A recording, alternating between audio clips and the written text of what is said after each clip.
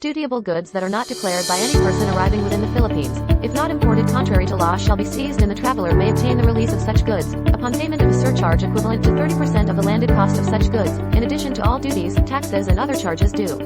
Nothing in this provision shall preclude the filing of criminal action against the offender. Without prejudice to the other provisions of the CMTA, imported goods are deemed abandoned once the assessed duties, taxes and other charges have been paid, and the owner, importer or consignee, or interested party after due notice, fails to claim the goods within 30 days from payment. For this purpose, the interline operator or the baggage assistance division operator shall report the unclaimed goods to the district collector for disposition pursuant to the provisions of the said Act. Any misdeclaration as to quantity, quality, description, weight, or measurement of the goods, resulting in a discrepancy in duty and tax to be paid between what is legally determined upon assessment and what is declared. Any undervaluation in goods declaration shall be imposed a surcharge equivalent to 250% of the duty and tax due. Both has no surcharge shall be imposed when the discrepancy in duty is less than 10%. What do you think are the clearance formalities for baggage of specific arriving travelers and crew? First are OFWs, resident Filipinos, returning residents, and non-resident Filipinos, shall undergo regular clearance formalities. Second, crew members, baggage of crew members shall undergo a mandatory physical examination. And lastly, resident aliens and other foreign travelers, other travelers not falling under Section 5.1 and 5.2 of the CAO 1-2017 shall undergo clearance procedures based on traveler profiling and risk management control measures.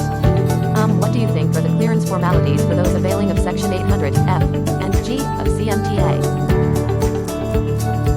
Returning resident or OFW shall accomplish a personal and household effects declaration form, which may be downloaded from the Bureau's website and filled out prior to arrival, or secured from the customs officer at the arrival area. The duly filled out FED form shall be submitted to the customs officer manning the customs counter in the arrival area. The personal and household effects declaration form shall contain the following basic information.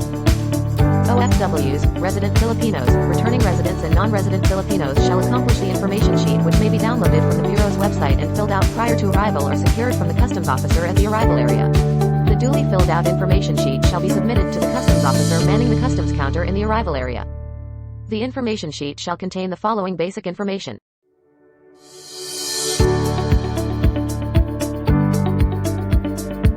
First, traveler, in addition to the customs baggage declaration form, shall fill out a customs baggage declaration rider to be provided by the customs officer stationed at the customs counter at the arrival area. Second, the baggage shall be subject to 100% physical examination by the customs officer assigned to determine the duties, taxes and other charges due. And lastly, for baggage to be entered conditionally free under Section 800 of the CMTA are those requiring permits or clearances from other government regulatory agencies. Release thereof shall not be allowed until the tax exemption certificate or requisite permit or clearance is presented.